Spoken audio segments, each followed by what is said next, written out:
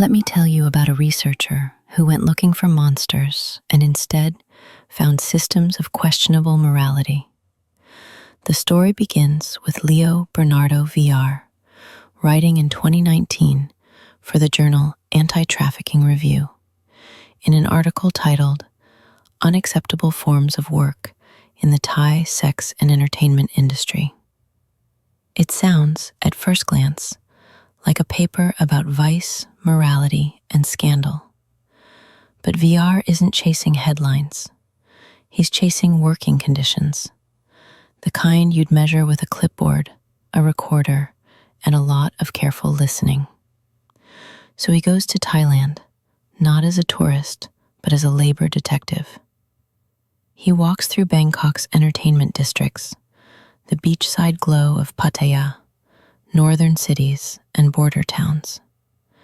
Neon lights, karaoke bars, massage parlors, go-go clubs, places the outside world tends to reduce to stereotype. But Villar is less interested in what happens behind closed doors than in what happens on payroll sheets, in staff quarters, and during police raids. He and his team talk to dozens of workers, women, men, and transgender people, along with employers, health officials, and advocates. What he's trying to map is not desire, but dignity. Here's the first surprise in this story. Most of the workers he speaks with do not describe themselves as kidnapped, chained, or forced at gunpoint into their jobs. The dramatic narrative many outsiders expect isn't the dominant one. Instead, what he finds is something subtler, and in its own way, more pervasive. A workforce operating in a legal gray zone where rights exist on paper but evaporate in practice. The problem isn't primarily that people are dragged into work. It's that once they're in it, the ground beneath their feet is legally unstable. Take health and safety. In theory, entertainment venues are inspected. In practice, inspectors often check the building, the walls, the exits, the licenses, not the workers' lives. Some people Villar interviews sleep where they work, curled up on sofas between shifts. Bathrooms are shared with customers.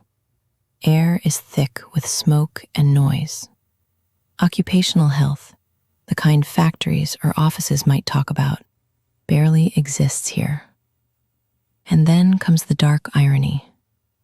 Police sometimes use the presence of condoms as evidence of prostitution. So a tool meant to prevent disease becomes, in the eyes of the law, a clue to a crime. Public health and policing pull in opposite directions, and workers stand in the middle. Money, too, tells a complicated story. Many workers actually earn more than Thailand's minimum wage. From a distance, that might look like success. But Villar listens closely and hears about the quiet leaks. Fines for being late, fines for taking sick days, fines for not selling enough drinks, fines for not going out with enough clients. The paycheck might be decent, but it's perched on a system of penalties that would raise eyebrows in any other industry. And because the work itself is criminalized, complaining about illegal deductions can feel like walking into a police station and confessing to a crime just to report wage theft. Time behaves strangely in this world too. Days off are rare, rest is negotiated, and illness can cost money. Women and transgender workers often face stricter rules than men, a reminder that gender inequality doesn't vanish just because the job is stigmatized. It seeps into it. Meanwhile, the emotional toll of dealing with difficult or violent clients accumulates quietly, with little access to mental health support. The body and mind become tools of the trade, but without the maintenance other professions might take for granted. As VR keeps listening, another layer comes into focus: migration. Many workers are not Thai citizens. Some are migrants from neighboring countries. Others are stateless members of ethnic minorities.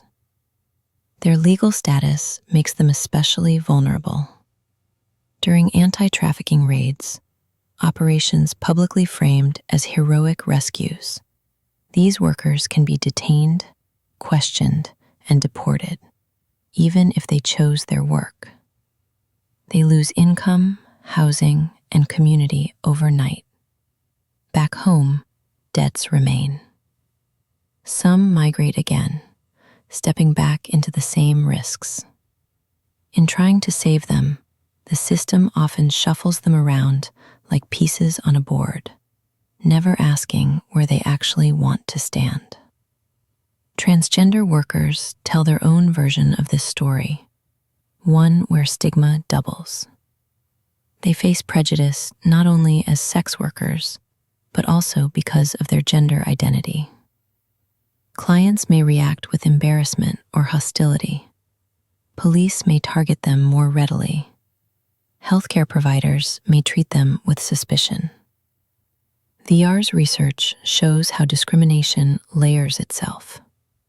Gender, nationality, legal status, and occupation intertwine, tightening the net. Threaded through all of this is the quiet but powerful force of criminalization.